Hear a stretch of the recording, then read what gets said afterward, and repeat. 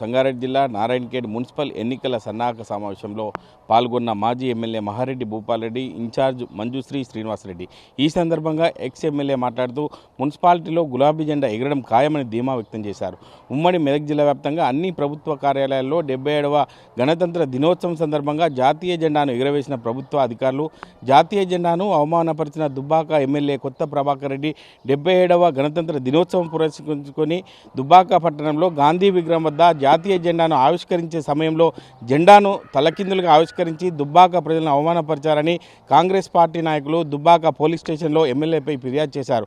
KCR CM అయ్యాక BC residential schools ఏర్పాటు చేయడం జరిగిందని మాజీ మంత్రి హరీష్ రావు తెలిపారు. సిద్దిపేట జిల్లా చింతమడక బీసీ రెసిడెన్షియల్ స్కూల్లో విద్యార్థులకు బ్లాంకెట్లు పంపిణీ చేశారు. రాష్ట్రంలో 16 గురుకులాలు మాత్రమే ఉండేవని సీఎం కేసీఆర్ అయ్యాక 350 పెంచుకోవడం జరిగిందని, అదేవిధంగా విద్యార్థులకు భరోసా ఇచ్చినటువంటి హరీష్ రావు చెప్పుకోవచ్చు.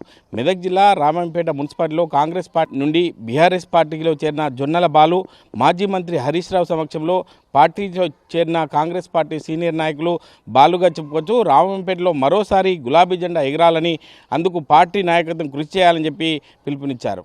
ఇది తాజా పరిస్థితి.